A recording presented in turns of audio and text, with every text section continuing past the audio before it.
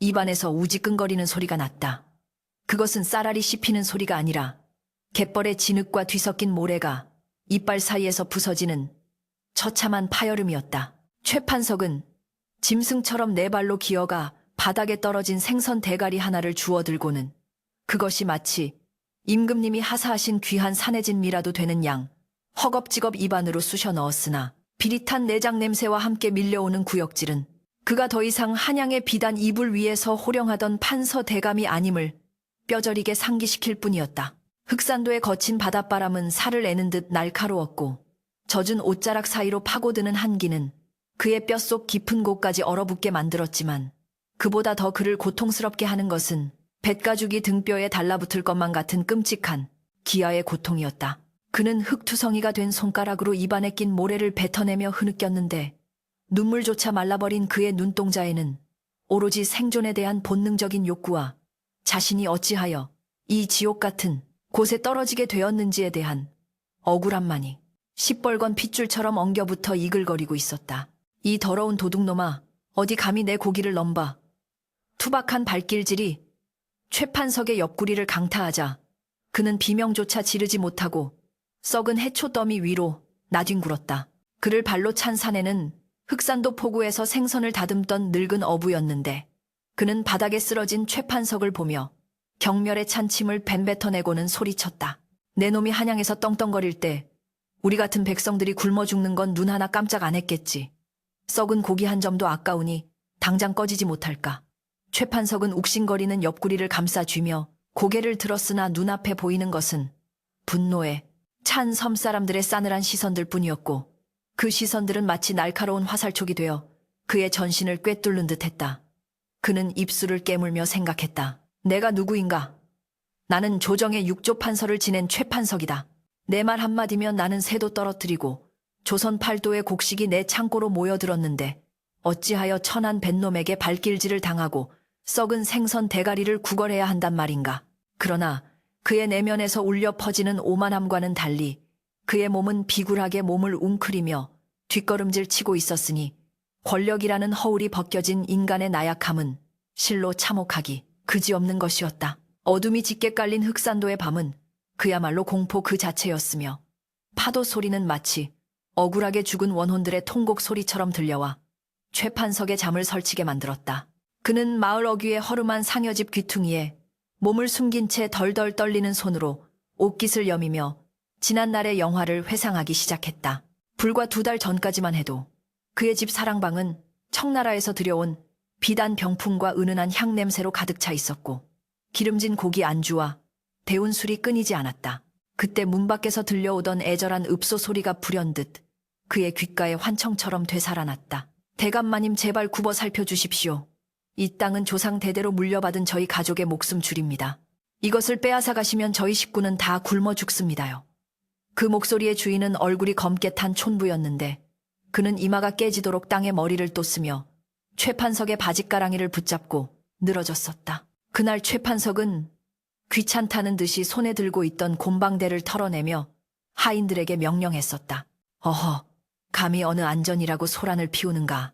이 땅은 나라의 녹을 먹는 관리를 위해 쓰일 것이니 영광으로 알 것이지. 당장 저놈을 끌어내어 매우 쳐라.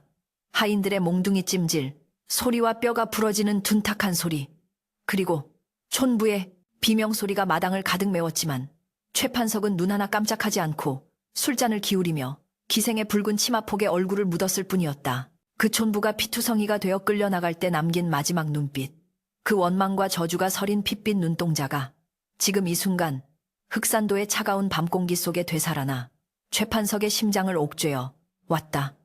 그는 머리를 감싸 쥐며 중얼거렸다. 아니야, 나는 죄가 없다. 나는 그저 법대로 했을 뿐이야. 힘없는 자가 가진 것을 내놓는 것은 세상의 이치건을 왜 내가 이런 고통을 당해야 한단 말인가. 그러나 그의 절규는 공허한 메아리가 되어 흩어질 뿐 그 누구도 귀담아 듣지 않았다.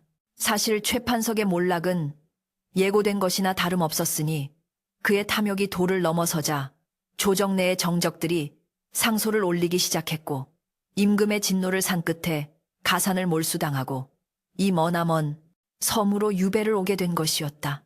유배 행렬이 흑산도에 도착하던 날 나루터에 모인 섬 사람들은 그에게 돌을 던지며 환호했고 그는 관복 대신 죄인의 수의를 입은 채 고개를 숙여야만 했다.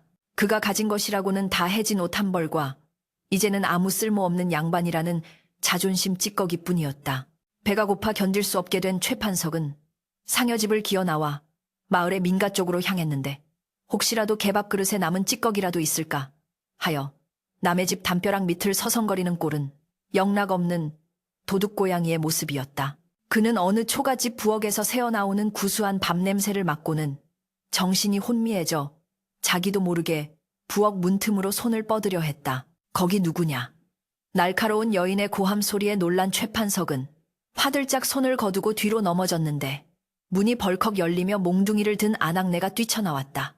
그녀는 달빛 아래 웅크린 최판석의 초라한 행색을 확인하고는 혀를 차며 욕설을 퍼부었다. 아이고 이게 누구신가 했더니 천하의 최판석 대감아니시오. 한양에서는 금숟가락으로 밥을 드시더니 이제는 남의 집 부엌이나 기웃거리는 신세가 되셨소. 꼴 좋다 꼴 좋아. 아낙네의 비웃음은 최판석의 가슴을 후벼 팠고 그는 수치심에 얼굴이 붉게 달아올랐으나 굶주림은 그 수치심마저 억누르고 있었다. 부인, 제발 밥 한 덩이만. 적선하는 셈치고 그의 입에서 나온 말은 그 자신이 듣기에도 너무나 비참하여 그는 말을 끝맺지도 못하고 고개를 떨구었다. 아낙네는 콧방귀를 뀌며 부엌문 앞에 놓인 구정물통을 들어 최판석에게 끼얹어 버렸다. 에라이 짐승만도 못한 놈. 내 자식 줄 밥은 있어도 내 놈 줄 밥은 없다. 썩 물러가라. 차가운 구정물을 뒤집어 쓴 채 쫓겨난 최판석은 마을 어귀의 당산나무 아래 주저앉아 하늘을 올려다보았다. 칠흑 같은 밤하늘에는 별들이 무심하게 반짝이고 있었고 그는 그 별들을 보며 하염없이 눈물을 흘렸다. 배고픔은 이제 통증을 넘어 정신 착란을 일으키고 있었고 그는 눈앞에 김이 모락모락 나는 흰 쌀밥과 고깃국이 떠다니는 환영을 보며 허공에 헛손질을 해댔다. 여발하게 아무도 없느냐? 술상을 내오라. 내 오늘은 기분이 좋으니 큰 상을 내릴 것이다. 그의 중얼거림은 미친 사람의 헛소리처럼 밤바람에 흩어졌고 지나가던 들개 한 마리가 그를 보고 으르렁거렸지만 그는 그 개를 향해 해실해실 웃어 보이기까지 했다. 그의 정신은 붕괴 직전이었고 육체는 한계에 다다라 있었다. 그때였다. 희미한 인기척이 느껴져 최판석이 힘겹게 고개를 돌리니 어둠 속에서 조그마한 그림자 하나가 그를 지켜보고 있는 것이 보였다. 달빛에 비친 그 그림자의 주인은 10살 남짓 되어 보이는 깡마른 소녀였는데 남루한 무명옷을 입고 헝클어진 머리를 한 꼴이 영락없는 거지 아이였다. 소녀는 아무 말 없이 커다란 눈망울로 최판석을 뚫어지게 응시하고 있었는데 그 눈빛에는 두려움도 경멸도 아닌 형용할 수 없는 깊은 슬픔과 기이한 정적이 감돌고 있었다. 최판석은 본능적으로 몸을 움츠리며 쉰 목소리로 물었다. 누구냐? 나를 해치러 왔느냐? 그러나 소녀는 대답 대신 등 뒤에 숨기고 있던 무언가를 주섬주섬 꺼내어 땅바닥에 내려놓았다. 그것은 깨진 사기 그릇에 담긴 식어서 딱딱하게 굳어버린 주먹만한 밥덩이였다. 소녀는 밥그릇을 최판석 쪽으로 쓱 밀어놓고는 마치 겁먹은 산짐승처럼 후다닥 어둠 속으로 사라져버렸다. 최판석은 멍하니 그 밥덩이를 바라보았다. 흙이 묻고 식어버린 보잘것없는 밥덩어리였지만 지금 그의 눈에는 세상 그 어떤 보석보다도 찬란하게 빛나 보였다. 그는 의심할 겨를도 없이 네 발로 기어가 그 밥그릇을 낚아채고는 씹지도 않고 목구멍으로 넘기기 시작했다. 목이 메어 킵칭거리면서도 그는 멈추지 않았다. 밥알이 식도를 타고 내려가는 그 거친 느낌이 그에게는 살아있다는 유일한 증거였기 때문이었다. 그가 밥을 다 먹고 빈 그릇을 핥고 있을 때 문득 그의 머릿속을 스치고 지나가는 생각이 있었다. 대체 그 아이는 누구란 말인가? 왜 나에게 밥을 주었을까? 그는 알지 못했다. 방금 자신에게 생명의 양식을 던져준 그 아이가 바로 자신이 탐욕에 눈이 멀어 짓밟아버린 그날 밤 억울하게 끌려가 맞아 죽은 촌부의 하나뿐인 딸 달래라는 사실을, 그리고 그 밥 한 덩이가 단순한 동정이 아니라 피보다 진한 원한과 그 원한을 넘어서는 숭고한 인간애가 뒤섞인 세상에서 가장 무겁고 고통스러운 한 끼 식사였다는 것을 최판석은 배를 채운 안도감에 취해 당산나무 뿌리에 머리를 기대고 잠이 들었으나 꿈속에서조차 그는 피 묻은 몽둥이를 든 저승사자들에게 쫓기며 식은 땀을 흘려야 했다. 흑산도의 파도는 밤새도록 처연하게 울부짖으며 죄 지은 자의 비참한 말로와 앞으로 펼쳐질 기구한 운명의 서막을 알리고 있었다. 정막이 감도는 흑산도의 밤은 산 사람의 숨통을 조여오는 거대한 무덤과도 같았다. 최판석은 썩은 내가 진동하는 상여집 귀퉁이, 거적대기 밑에 몸을 숨긴 채 짐승처럼 숨을 죽이고 있었다. 그의 눈은 어둠 속에서 형형하게 빛나고 있었는데 그것은 생에 대한 의지라기보다는 기이한 현상에 대한 공포와 호기심이 뒤섞인 광기에 가까웠다. 지난 보름간 매일 밤 자시가 되면 어김없이 나타나는 그 그림자 때문이었다. 바람소리조차 들리지 않는 깊은 밤, 도깨비불처럼 소리 없이 나타나 머리맡에 주먹밥 한 덩이를 놓고 사라지는 그 정체불명의 인기척은 최판석의 피폐해진 정신을 더욱 갉아먹고 있었다. 처음에는 그저 누군가 버린 제사 음식이겠거니 하고 허겁지겁 주워 먹었으나 날이 갈수록 그 밥덩어리에는 온기가 남아 있었고 때로는 짭조름한 소금간이 되어 있기도 했다. 이 섬에서 그 누구도 심지어 들개조차 그를 거들떠보지 않는데 누가 감히 죄인인 그에게 밥을 먹인단 말인가? 귀신인가? 아니면 나를 살려두고 천천히 말려 죽이려는 누군가의 잔인한 장난인가? 오늘 밤에는 기필코 내 놈의 정체를 밝히고야 말겠다. 최판석은 말라비틀어진 손에 힘을 주며 중얼거렸다. 배가 고파 뱃가죽이 등뼈에 붙을 지경이었지만 그는 입안에 고인 침을 삼키며 잠든 척 눈을 감고 귀를 곤두세웠다. 파도 소리가 멀리서 웅웅거리고 풀벌레 우는 소리가 끊길 듯 이어지던 찰나 바스락거리는 미세한 소리가 고막을 때렸다. 마른 나뭇잎을 밟는 소리 같기도 하고 겁에 질린 작은 짐승의 발소리 같기도 했다. 최판석의 심장이 쿵쾅거리며 갈비뼈를 때려댔다. 인기척은 점점 더 가까워지더니 그의 머리맡에서 딱 멈추었다. 그리고 옷자락이 스치는 소리와 함께 무언가를 바닥에 내려놓는 둔탁한 소리가 들렸다. 바로 지금이었다. 이놈 누구냐? 최판석은 벼락같이 몸을 일으키며 상대의 손목을 낚아챘다. 그의 손아귀 힘은 굶주림으로 인해 형편없었으나 갑작스러운 기습에 놀란 상대는 악하고 짧은 비명을 지르며 바닥으로 고꾸라졌다. 구름 사이로 희미한 달빛이 비치자 최판석의 손에 잡힌 이의 모습이 드러났다. 그것은 귀신도 도깨비도 아니었다. 헝클어진 머리카락 사이로 드러난 파리한 얼굴, 겁에 질려 파들파들 떨고 있는 입술, 그리고 커다란 눈망울에 고인 눈물. 그것은 바로 며칠 전 그가 헛것을 보았다 착각했던 그거지. 소녀였다. 최판석은 멍하니 소녀를 내려다보았다. 소녀의 손목은 부러질 듯 가녀렸고 거친 무명옷 위로는 여기저기 멍자국이 얼룩져 있었다. 그런데 그 순간 최판석의 뇌리에 벼락 같은 기억이 스치고 지나갔다. 저 눈빛, 깊고 검은 우물처럼 슬프면서도 원망설인 저 눈빛을 그는 어디선가 본 적이 있었다. 아니, 너무나 잘 알고 있었다.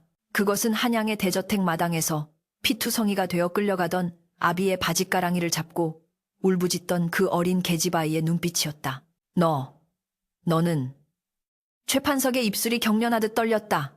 그때 그 김씨놈의 딸년이 아니더냐. 소녀는 대답 대신 거칠게 숨을 몰아쉬며 잡힌 손목을 빼내려 안간 힘을 썼다. 하지만 최판석은 놓아주지 않았다. 믿을 수가 없었다. 아니 믿고 싶지 않았다. 자신이 때려 죽인 소장농의 딸이 제 아비를 죽인 원수에게 밥을 먹이고 있었다고. 이게 가당키나 한 일인가. 최판석은 소녀의 어깨를 거칠게 흔들며 소리쳤다. 말해라! 네가 왜 나에게 밥을 주느냐? 내 밥에 독이라도 탔느냐? 복수를 하려거든 차라리 칼을 가져와 내 목을 칠 것이지.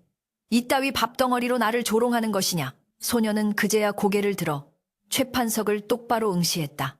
그 눈빛에는 두려움이 사라지고 대신 알 수 없는 단단함이 자리 잡고 있었다. 소녀가 입을 열었다. 목소리는 작았지만 그 울림은 흑산도의 파도보다 거셌다. 아버지는 굶주림이 얼마나 무서운 것인지 아셨으니까요. 그 한마디는 최판석의 가슴에 비수처럼 꽂혔다. 소녀는 뿌리치듯 최판석의 손을 놓고는 바닥에 떨어진 주먹밥을 주워 그의 앞에 다시 놓았다. 흙이 묻은 주먹밥이었다. 드세요. 죽지 않으려면. 소녀는 뒤도 돌아보지 않고 어둠 속으로 뛰쳐나갔다. 최판석은 홀로 남겨졌다. 그의 앞에는 덩그러니 놓인 흙 묻은 주먹밥만이 달빛을 받아 하얗게 빛나고 있었다. 그날 밤 최판석은 밥을 먹지 못했다. 아니 먹을 수가 없었다. 뱃속에서는 창자가 꼬이는 듯한 허기가 몰아쳤지만 그 주먹밥을 보는 순간 목구멍이 뜨거운 숯덩이를 삼킨 듯 막혀버렸다.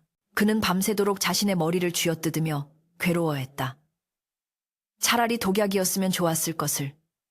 차라리 전현이 돌을 들고 내 머리를 찍었으면 마음이 편했을 것을. 원수의 딸이 주는 밥이라니 이보다 더 처참한 형벌이 어디 있단 말인가. 그는 자신의 비참한 처지를 저주하고 소녀를 저주하고 마침내 하늘을 저주하며 울부짖었다. 다음 날 최 판석은 뭔가에 홀린 사람처럼 마을로 내려갔다. 소녀 달래의 뒤를 밟기 위해서였다. 그는 덤불 속에 숨어 달래의 하루를 지켜보았다. 달래는 이른 새벽부터 폭우로 나가 생선 내장을 치우는 일을 거들었다. 고사리 같은 손이 꽁꽁 얼어터져 피가 나는데도 억척스럽게 칼질을 했다. 에이 재수없는 년. 저리 비켜. 생선가게 주인이 발길질을 하며 달래를 내쫓았다. 달래는 아무 말 없이 바닥에 떨어진 생선, 대가리 몇 개를 주워 담고는 다시 마을 안쪽으로 향했다. 그녀가 멈춘 곳은 어느 부잣집 대문 앞이었다. 나으리 밥 좀 주세요. 마당이라도 쓸어드릴게요. 달래는 대문 앞에서 쪼그려 앉아 하염없이 기다렸다. 지나가는 아이들이 돌을 던지며 압이 없는 년이라고 놀려대도 그녀는 묵묵히 견뎠다. 해가 질 무렵에야 대문이 열리고 하인이 식은 밥 한 덩이를 휙 던져주었다. 개에게나 줄 법한 쉰내 나는 보리밥 덩어리였다. 달래는 그것을 소중하게 치마폭에 감싸 안고 굽신거렸다. 최 판석은 숨을 멈추고 지켜보았다. 저 아이가 저 밥을 먹겠지. 하루 종일 굶었으니 얼마나 배가 고플까. 그러나 달래는 밥을 먹지 않았다. 그녀는 냇가로 가서 밥을 깨끗한 물에 씻었다. 쉰내를 없애려는 것인지 흙을 털어내려는 것인지 알 수 없었지만 그 정성은 눈물겨웠다. 그리고 그녀는 자신이 주운 생선 대가리를 삶아낸 국물도 먹지 않고 오직 물로만 배를 채운 뒤 그 밥덩어리를 들고 다시 상여집 쪽으로 향하는 것이었다. 최 판석은 다리에 힘이 풀려 주저앉고 말았다. 자신이 밤마다 먹었던 그 밥은 남이 버린 찌꺼기가 아니었다. 저 어린 계집아이가 온갖 수모와 매질을 견디며 자신의 줄인 배를 움켜쥐고 구해온 피 같은 밥이었던 것이다. 자신이 죽인 자의 딸이 자신을 살리기 위해 스스로 굶어 죽어가고 있었다. 으아악. 최 판석은 땅을 치며 오열했다. 그것은 단순한 슬픔이 아니었다. 평생을 오만과 탐욕으로 살아온 한 인간이 가장 밑바닥에서 마주한 거대한 도덕적 충격이자 영혼의 붕괴였다. 그가 권력의 정점에 있을 때 수많은 진수성찬을 받았지만 지금 저 아이가 들고 오는 식은 밥 한 덩이만큼 무겁고 두려운 음식을 본 적이 없었다. 그는 자신의 더러운 입이 저 숭고한 희생을 삼킬 자격이 있는지 되물으며 가슴을 쥐어뜯었다. 저 멀리서 달래가 걸어오고 있었다. 어둠 속에서 그녀의 발소리가 들려왔다. 최 판석은 도망치고 싶었다. 쥐구멍이라도 있으면 숨고 싶었다. 하지만 그의 몸은 꼼짝도 하지 않았다. 그는 죄인처럼 무릎을 꿇고 앉아 자신에게 다가오는 그 작고 거대한 판관을 기다릴 수밖에 없었다. 달래가 그의 앞에 섰다. 그리고 말없이 밥덩어리를 내려놓았다. 드세요. 오늘따라 그 목소리가 천둥소리처럼 최 판석의 귓가를 때렸다. 그는 떨리는 손으로 그 밥을 집어들었다. 밥알 하나하나가 날카로운 바늘이 되어 손끝을 찔러오는 듯했다. 그는 밥을 입에 넣었다. 짜고 비리고 차가운 밥알들이 입안에서 맴돌았다. 그것은 밥이 아니라 달래의 눈물이었고 죽은 김씨의 피였다. 최 판석은 밥을 씹으며 짐승처럼 울부짖었다. 눈물과 콧물이 범벅이 되어 밥과 함께 목구멍으로 넘어갔다. 목이 메어 숨을 쉴 수가 없었지만 그는 멈출 수가 없었다. 이 밥을 남기는 것은 저 아이에 대한 모독이자 죽은 자에 대한 또 다른 죄악이라는 것을 본능적으로 깨달았기 때문이다. 검은 바다 위로 비바람이 몰아치기 시작했다. 최 판석은 밥그릇을 비우고 바닥에 머리를 쳐박았다. 그의 등 위로 차가운 빗방울이 떨어졌지만 그의 속에서는 뜨거운 불길이 치솟고 있었다. 그것은 참회라는 이름의 지옥불이었다. 그는 이제야 알았다. 자신이 갇힌 이 섬은 단순한 유배지가 아니라 자신의 더러운 영혼을 씻어내기 위해 마련된 거대한 재단이라는 것을. 그리고 그 재단의 사제는 다름 아닌 자신이 가장 하찮게 여겼던 저 어린 소녀라는 것을. 입안에서 비릿한 쇠맛이 났다. 최 판석은 목구멍으로 넘기던 밥물을 도로 뱉어내고 말았다. 달빛에 비친 그 희끄무레한 액체 위에는 선명한 붉은 핏방울이 기름처럼 둥둥 떠다니고 있었다. 그것은 팥물도 아니요, 고춧가루물도 아닌 분명 사람의 생피였다. 최판석의 손이 덜덜 떨리기 시작했다. 그는 그릇을 들고 있는 자신의 손목을 누가 잘라내기라도 한 것처럼 극심한 통증을 느꼈다. 어둠 속 저만치 떨어져 앉아 무릎을 감싸 쥐고 있는 달래의 그림자가 유난히 작고 위태로워 보였다. 그는 기어가는 목소리로, 아니 짐승의 신음소리로 물었다. 이게 무엇이냐? 이 붉은 것은 대체 무엇이란 말이냐? 달래는 대답하지 않았다. 그저 고개를 숙인 채 옷소매로 입가를 훔칠 뿐이었다. 하지만 최판석은 보았다. 소녀의 찢어진 입술 가장자리에서 배어나오는 검붉은 선혈을, 그리고 퉁퉁 부어오른 광대뼈 위로 멍자국이 시퍼렇게 번져 있는 것을. 밥을 얻기 위해, 아니 짐승만도 못한 원수를 먹여 살리기 위해 저 아이는 오늘 또 누구에게 매질을 당하고 멸시를 견뎌냈단 말인가? 최판석은 밥그릇을 내던지고 달래에게 기어가 그녀의 어깨를 부여잡았다. 그의 소나귀에 힘이 들어갔다. 그것은 분노가 아니었다. 뼈를 깎는 듯한 죄책감과 참을 수 없는 비통함이었다. 말해라. 어찌하여 이러는 것이냐? 내가 네 아비를 죽였다. 내가 네 어미를 병들어 죽게 만들었다. 그런데 왜 나 같은 놈을 살리려 네 피를 쏟는단 말이냐? 차라리 내 목을 조르란 말이다. 최판석의 절규가 밤바람을 타고 흑산도의 정막을 찢어 놓았다. 그의 눈에서는 뜨거운 눈물이 본물 터지듯 쏟아져 내렸다. 평생을 남의 눈에 피눈물 흘리게 했던 그가 난생 처음으로 가슴 밑바닥에서 끓어오르는 참회의 눈물을 흘리고 있었다. 달래는 그런 최판석을 빤히 올려다보았다. 그녀의 눈동자는 깊은 바다처럼 고요했고 그 속에는 10살 아이가 감당하기엔 너무나 무거운 생의 비극이 담겨 있었다. 아버지가 그리 말씀하셨습니다. 달래의 목소리는 건조했지만 그 한마디 한마디는 천둥보다 크게 최판석의 귓전을 때렸다. 끌려가시기 전날 밤 아버지는 제 손을 잡고 말씀하셨어요. 달래야, 세상이 우리를 버리고 관원들이 우리를 짓밟더라도 너는 그들을 미워하지 마라. 미움은 사람을 짐승으로 만든다. 짐승에게 물렸다고 너 또한 짐승이 되어 물어뜯으면 세상은 온통 짐승들의 지옥이 될 뿐이다. 저는 아버지가 짐승에게 죽임을 당했다고 생각하지 않아요. 사람이 짐승이 된 자에게 희생되셨을 뿐이죠. 그래서 저는 짐승이 되지 않으려고 밥을 가져오는 것입니다. 최판석은 그 자리에서 돌처럼 굳어버렸다. 머리를 쇠망치로 얻어맞은 듯한 충격이었다. 미움은 사람을 짐승으로 만든다. 자신이 그토록 하찮게 여겼던 무지렁이 소장농의 입에서 나온 그 유언은 사서삼경을 줄줄 꿰던 대제학의 그 어떤 가르침보다도 숭고하고 거룩했다. 최판석은 자신이 평생 입었던 비단 관복이 실은 똥물에 절은 걸레 조각에 불과했음을, 자신이 쥐고 흔들었던 권력이란 것이 실은 짐승의 이빨이었음을 깨달았다. 그는 달래의 발치에 머리를 쳐박고 오열했다. 내가 졌다. 내가 졌다. 너와 내 아비가 나를 이겼다. 그의 통곡 소리는 파도 소리에 묻혀 밤새도록 이어졌다. 다음 날 새벽, 최판석은 달라져 있었다. 그는 더 이상 상여집 귀퉁이에 숨어 죽을 날만을 기다리는 폐인이 아니었다. 그는 외탄 눈을 비비며 일어나 마을 어귀에 버려진 녹슨 낫 하나를 집어들었다. 이가 다 빠지고 자루가 썩어가는 볼품없는 낫이었지만 그가 평생 쥐고 있던 붓대보다 1000배는 무겁게 느껴졌다.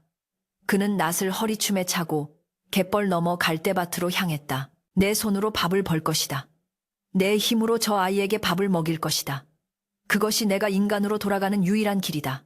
최판석은 미친 사람처럼 갈대를 베기 시작했다. 평생 손에 물 한 방울 묻히지 않고 살아온 그였다. 요령 없이 휘두르는 낫질에 손바닥은 금세 물집이 잡히고 터져 피가 흘렀다. 날카로운 갈대잎이 그의 얼굴과 팔을 사정없이 긁어대어 상처투성이가 되었다. 하지만 그는 멈추지 않았다. 살이 찢어지는 고통이 느껴질 때마다 그는 희열을 느꼈다.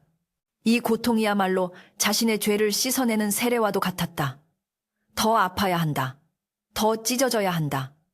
내 놈이 저지른 짓에 비하면 이건 간지러움일 뿐이다. 그는 스스로에게 되뇌며 죄악볕 아래서 땀과 피를 흘렸다. 지나가던 마을 사람들이 그를 보고 수군거렸다. 저 양반 놈이 드디어 실성했나 보군. 아니지, 배가 고파 환장한 게지. 그들의 조롱과 멸시는 더 이상 최판석에게 아무런 상처가 되지 못했다. 그는 묵묵히 갈대를 베고 묶어 단을 만들었다. 해가 질 무렵 그는 산더미처럼 쌓인 갈대단을 지게도 없이 등에 지고 읍내 장터로 향했다. 다리가 후들거리고 숨이 턱끝까지 차올랐지만 그는 이를 악물고 걸음을 옮겼다. 장터 구석에 자리를 잡은 그는 지나가는 사람들에게 고개를 숙였다. 갈대 사시오. 무이감으로 쓰기 좋은 갈대입니다. 처음에는 아무도 거들떠보지 않았다. 오히려 죄인이 물건을 판다며 돌을 던지는 아이들도 있었다. 그러나 최판석은 화를 내는 대신 땅바닥에 납작 엎드려 빌었다. 죄송합니다. 죄송합니다. 하지만 이 갈대만은 죄가 없습니다. 제발 사주십시오. 그의 처절한 모습에 혀를 차던 한 노파가 엽전 몇 푼을 던져주고 갈대 한 단을 가져갔다. 최판석은 그 엽전을 받아들고 손을 떨었다. 자신이 부정하게 긁어모았던 수만금의 재물보다 이 엽전 몇 푼이 훨씬 더 무겁고 귀하게 느껴졌다. 그는 그 돈으로 쌀 한 줌과 말린 생선 한 마리를 샀다. 그리고 어둠이 깔릴 무렵 조심스럽게 달래가 머무는 다 쓰러져가는 움막으로 향했다. 움막 안에서는 달래의 기침 소리가 새어나오고 있었다. 며칠 전 매를 맞은 후유증인지 끙끙 앓는 소리가 들렸다. 최판석은 가슴이 미어지는 듯했다. 그는 문 앞에 쌀과 생선을 살며시 내려놓고는 문풍지에 대고 작게 속삭였다. 아가, 이것으로 죽을 끓여 먹거라. 네가 준 밥에 비하면 보잘것없지만 내 땀과 피로 바꾼 것이다. 더러운 돈이 아니니 안심하고 먹거라. 그는 인기척을 내지 않으려 뒷걸음질 쳐 물러났다. 멀리서 지켜보니 잠시 후 문이 열리고 달래가 나왔다. 그녀는 바닥에 놓인 쌀과 생선을 보고는 주위를 두리번거렸다. 어둠 속에 숨은 최판석은 숨소리조차 죽이고 그녀를 지켜보았다. 달래는 그것이 최판석이 놓고 간 것임을 직감한 듯 그가 숨어있는 방향을 향해 말없이 고개를 숙여 보였다. 그 작은 몸짓 하나에 최판석은 입을 틀어막고 소리 없는 통곡을 토해냈다. 그것은 용서였다. 말이 아닌 마음으로 전해지는 진정한 용서였다. 그날 이후 기이한 동거 아닌 동거가 시작되었다. 낮이면 최판석은 갯벌에서 조개를 캐거나 산에서 나무를 해다가 장터에 팔았고 밤이면 몰래 달래의 움막 앞에 양식을 가져다 놓았다. 마을 사람들 사이에서도 소문이 돌기 시작했다. 그 악질 최판석이 사람이 변했다더라. 글쎄, 낫질을 하다가 손가락이 잘릴 뻔했는데도 꿈쩍 않고 일만 하더란다. 사람들의 시선이 조금씩 누그러지기 시작했지만 최판석은 그것을 기뻐하지 않았다. 그의 목표는 오직 하나 달래가 다시 건강을 되찾고 웃을 수 있게 만드는 것뿐이었다. 하지만 운명은 그에게 쉬이 평안을 허락하지 않았다. 흑산도에 새로운 현감이 부임하면서 검은 먹구름이 몰려오기 시작한 것이다. 신임 현감 조말생은 최판석의 과거와 판박이인 탐욕스러운 자였다. 그는 부임하자마자 섬사람들을 쥐어짜기 시작했고 특산물인 전복을 바치지 못하는 어부들을 잡아다가 곤장을 쳤다. 섬 전체가 공포에 떨고 있을 때 조말생의 음흉한 시선이 우연히 읍내에 나갔던 달래에게 꽂히고 말았다. 호, 저 계집아이의 눈매가 예사롭지 않구나. 비록 옷은 남루 하나 씻겨놓으면 제법 태가 나겠어. 조말생이 침을 흘리며 내뱉은 그 한마디는 흑산도에 불어닥칠 피바람을 예고하고 있었다. 그 시각 산에서 나무를 하던 최판석은 낫을 쥔 손에 까닭 모를 전율을 느꼈다. 마른 하늘에서 뚝하고 까마귀 한 마리가 떨어져 죽는 불길한 징조가 그의 눈앞에 펼쳐졌다. 그는 하던 일을 멈추고 읍내 쪽을 바라보았다. 가슴속에서 불안한 북소리가 둥둥 울리고 있었다.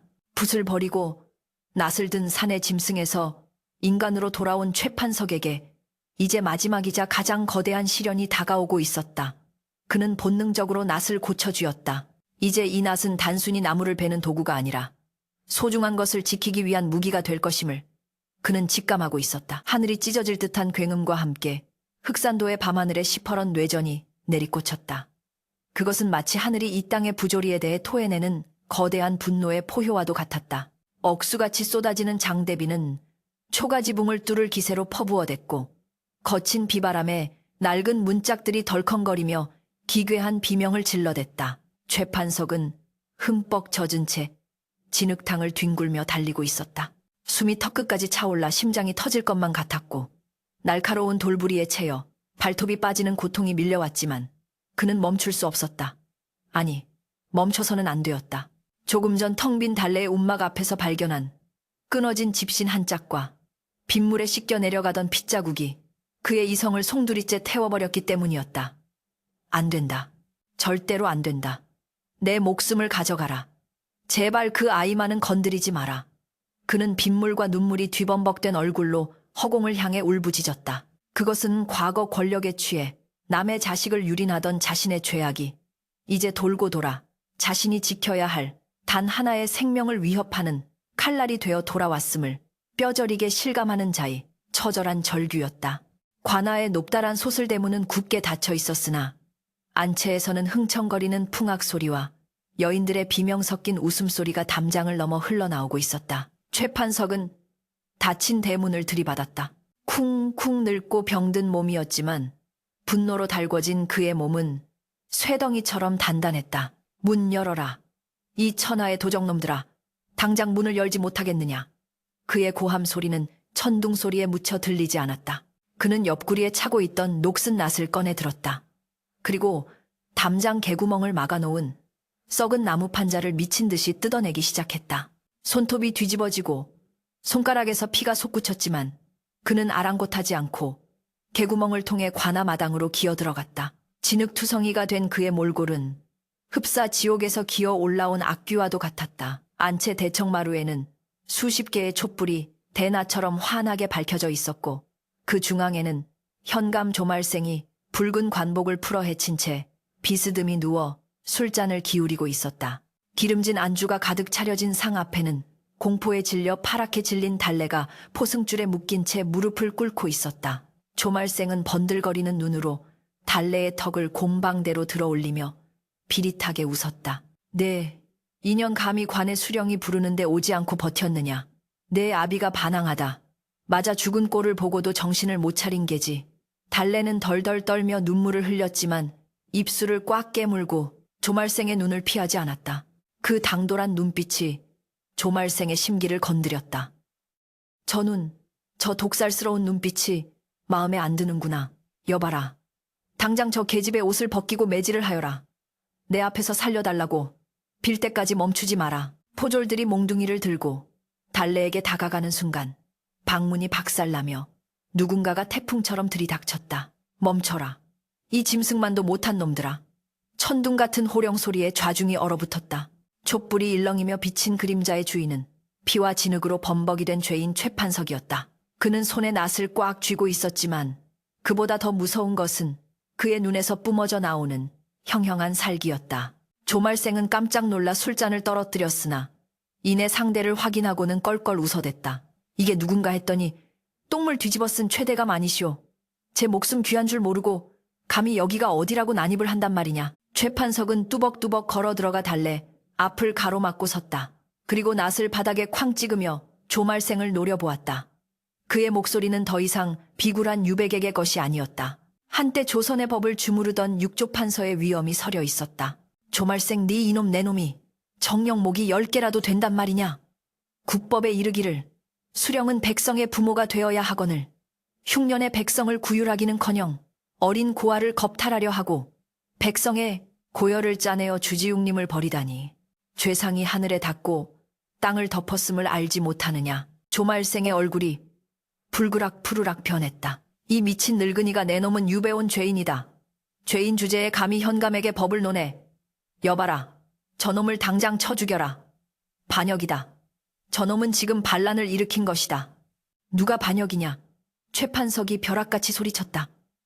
그는 품 안에서 젖은 종이 뭉치를 꺼내어 조말생의 얼굴에 집어던졌다. 그것은 그동안 최판석이 읍내를 돌며 몰래 기록해온 조말생의 착복 장부와 백성들의 탄원서였다. 이것이 내놈이 빼돌린 관곡의 내역이고 이것이 내놈이 억울하게 가둔 백성들의 명단이다. 내가 비록 죄인의 몸이나 내 눈은 멀지 않았고 내 귀는 먹지 않았다. 내 비록 이 낫으로 갈대를 베며 살았으나 내 가슴 속에는 아직 시퍼런 부탄자루가 살아있었다.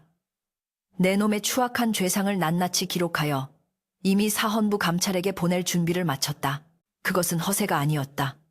썩어도 준치라고 최판석은 관료사회의 생리를 누구보다 잘 알고 있었고 조말생 같은 탐관오리의 약점이 무엇인지 정확히 꿰뚫고 있었다. 조말생은 순간 당황하여 주춤거렸다. 장부를 주워 펴보는 그의 손이 미세하게 떨렸다. 그러나 공포는 곧 극단적인 사리로 변했다. 이 늙은이를 살려보내면 자신의 목이 날아갈 것이 분명했다. 조말생은 옆에 있던 호위 무관의 칼을 뽑아 들었다. 죽여라. 한 놈도 살려두지 마라. 이 밤에 도적대가 들어 모두 죽었다고 보고하면 그만이다. 십수명의 포졸들이 창과 칼을 들이대며 포위망을 좁혀왔다. 최판석은 달래를 등 뒤로 감싸 안으며 낫을 고쳐 잡았다. 승산 없는 싸움이었다. 하지만 그의 표정은 그 어느 때보다 평온했다.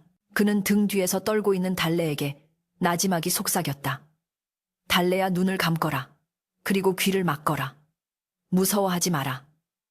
아니, 이 죄인이 목숨을 바쳐 너를 지킬 것이다. 달래는 최판석의 등 뒤 옷자락을 꽉 움켜쥐며 울음을 삼켰다. 싫어요. 같이 살아요.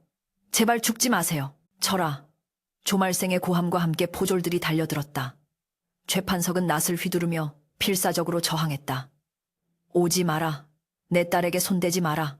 그의 낫질은 투박했지만 처절했다. 포졸 하나가 낫에 긁혀 비명을 지르며 물러났지만 곧이어 다른 포졸의 몽둥이가 최판석의 어깨를 강타했다. 우지끈 뼈가 부러지는 소리가 났지만 그는 비명조차 지르지 않고 몸으로 달래를 덮었다. 칼날이 그의 등과 허벅지를 스치고 지나갔다. 붉은 선혈이 솟구쳐 대청마루를 적셨다. 죽어라. 이 늙은아. 조말생이 직접 칼을 들고 달려들었다. 최판석은 피투성이가 된 몸을 일으켜 맨손으로 조말생의 칼날을 움켜쥐었다. 손바닥이 베어나가는 고통 속에서도 그는 조말생의 멱살을 잡고 밀어붙였다. 그의 눈빛은 짐승이 아닌 자식을 지키는 거인의 눈빛이었다. 내 이놈, 내 놈의 칼은 백성을 찌르지만 내 피는 백성을 살릴 것이다. 그 기백에 눌린 조말생이 뒷걸음질 치다 넘어졌다. 그때였다. 밖에서 웅성거리는 소리와 함께 굳게 닫혔던 대문이 와장창 무너져 내렸다.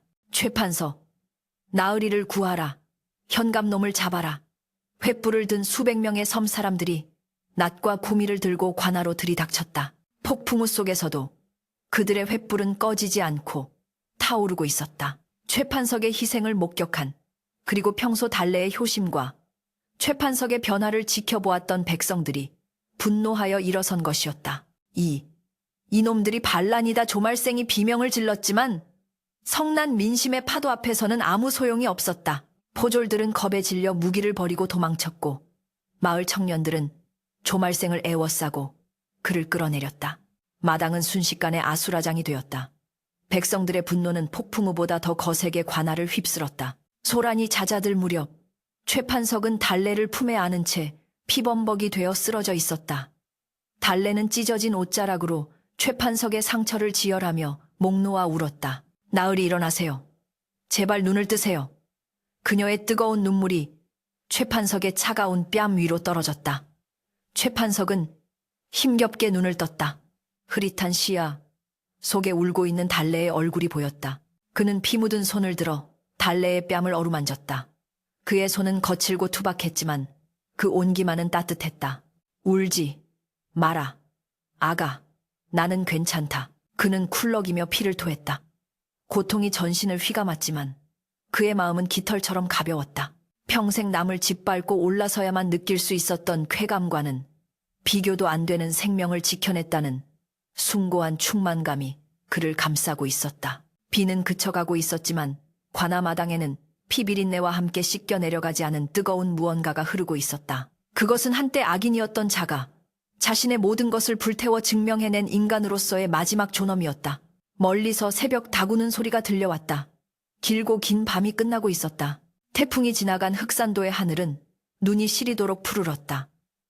갯바람에 실려오는 짠 내음 대신 비에 씻긴 흙냄새와 이름 모를 들꽃의 향기가 섬 전체를 감싸 안고 있었다. 관아에 난투극이 있었던 그 밤 이후로 계절이 2번이나 바뀌었건만 최판석은 달래의 낡은 움막에서 일어나지 못했다. 조말생의 칼에 베인 상처는 깊었고 늙고 쇠약해진 몸은 독한 열병을 이겨내기에 역부족이었다.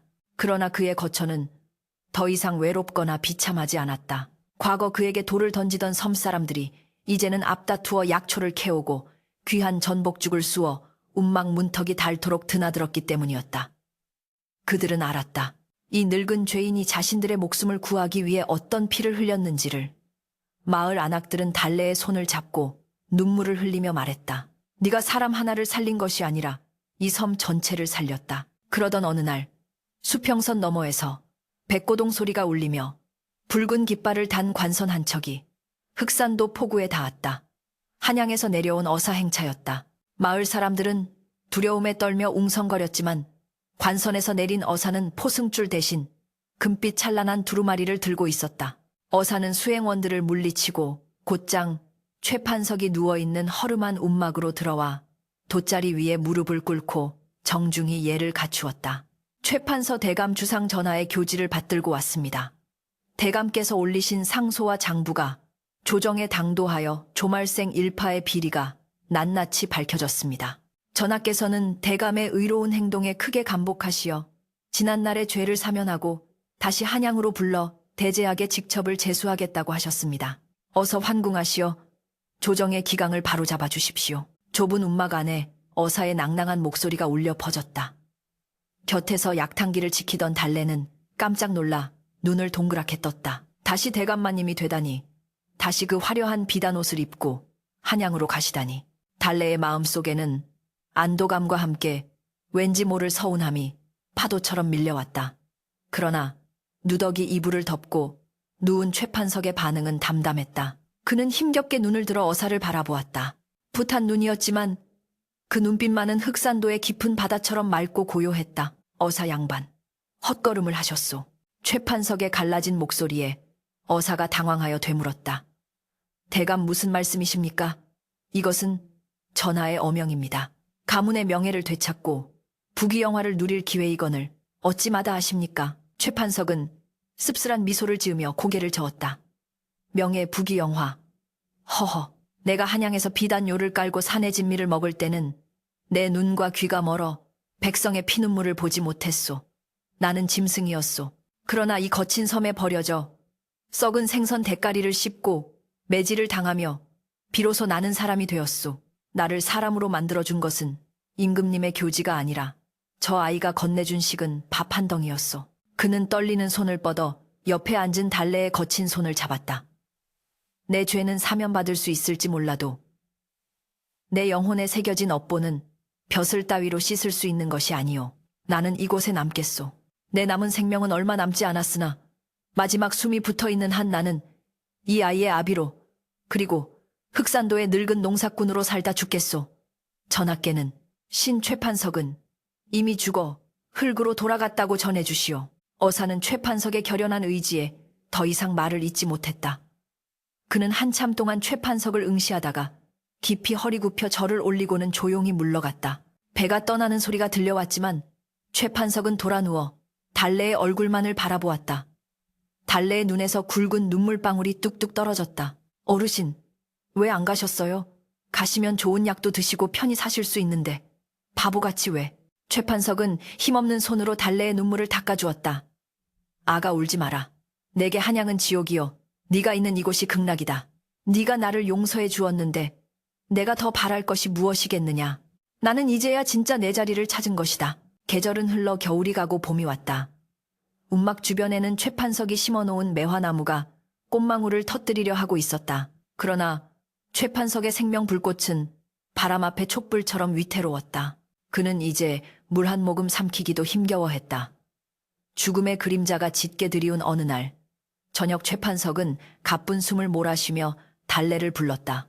달래야, 밥이 먹고 싶구나. 네가 처음 나에게 주었던 그 하얀 쌀밥 한 그릇이 사무치게 그립구나. 달래는 왈칵 쏟아지려는 울음을 삼키며 부엌으로 달려갔다. 마을 사람들이 가져다 준 귀한 맵쌀을 씻어 솥에 앉혔다. 아궁이에 불을 지피며 그녀는 하염없이 울었다. 부디 이 밥을 드시고 기운을 차리시기를, 아니면 적어도 가시는 길 배라도 든든하시기를 비는 간절한 기도였다. 밥이 뜸드는 구수한 냄새가 움막 가득 퍼졌다. 달래는 윤기가 흐르는 흰 쌀밥을 고봉으로 퍼담아 최판석의 머리맡으로 가져갔다. 최판석은 힘겹게 몸을 일으켜 앉았다. 김이 모락모락 나는 하얀 쌀밥. 그 순백의 빛깔이 눈부셨다. 과거 그에게 밥은 권력의 상징이었고 탐욕의 결과물이었다. 그러나 지금 눈앞에 있는 밥은 사랑이었고 용서였으며 생명 그 자체였다. 달래가 숟가락으로 밥을 떠서 그의 입에 넣어주었다. 맛있다. 참으로 맛이 있구나. 최판석은 천천히, 아주 천천히 밥알을 씹었다. 입안 가득 퍼지는 단맛이 온몸의 고통을 잊게 해주었다. 한 숟가락, 두 숟가락. 그는 아이처럼 받아먹었다. 그의 눈앞에 지난날의 과오들이 주마등처럼 스쳐 지나갔다. 소작농을 매질하던 자신, 땅을 빼앗고 낄낄거리던 자신, 그리고 흑산도 갯벌을 기어다니던 자신. 그 모든 굴곡진 삶의 끝에서 그는 비로소 원수의 딸이 주는 밥을 통해 진정한 구원을 맛보고 있었다. 마지막 한 숟가락을 넘긴 최판석은 만족스러운 듯 옅은 미소를 지었다. 그리고 달래의 손을 꽉 잡았다. 달래야, 고맙다. 나 같은 놈을 사람으로 대해줘서 부디 행복하게 살거라. 미워하지 말고 사랑하며 살거라. 그 말을 끝으로 잡은 손에 힘이 빠졌다. 최판석의 고개가 툭 하고 떨어졌다. 매화 꽃잎 하나가 바람에 날려와 그의 감긴 눈 위에 살포시 내려앉았다. 흑산도의 파도 소리가 자장가처럼 들려오는 평온한 저녁이었다. 달래는 최판석의 가슴에 얼굴을 묻고 오열했다. 아버지, 아버지. 그녀가 처음이자 마지막으로 불러보는 그 이름이 허공에 메아리 쳤다. 세월은 유수와 같이 흘러 10년이 지났다. 흑산도 뒷산 양지바른 언덕바다가 한눈에 내려다 보이는 곳에는 작은 무덤 하나가 자리 잡고 있었다. 비석에는 벼슬 이름 대신 이인 최판석의 묘라는 투박한 글씨가 새겨져 있었다. 무덤 주변에는 그가 생전에 심었던 매화나무들이 숲을 이루어 봄이면 하얀 꽃비가 무덤을 뒤덮곤 했다. 어느 맑은 봄날 곱게 자란 여인이 무덤을 찾았다. 그녀의 곁에는 든든해 보이는 남편과 토끼 같은 자식들이 함께였다.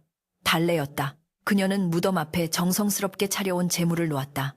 술도 고기도 아닌 김이 모락모락 나는 갓 지은 흰 쌀밥 한 그릇이었다. 달래는 무덤을 쓰다듬으며 속삭였다. 아버지, 올해도 숙살이 참 잘 되었어요. 거기서는 배고프지 않으시죠? 저도 이제는 미움 없이 아버지가 가르쳐 주신 대로 베풀며 살고 있어요.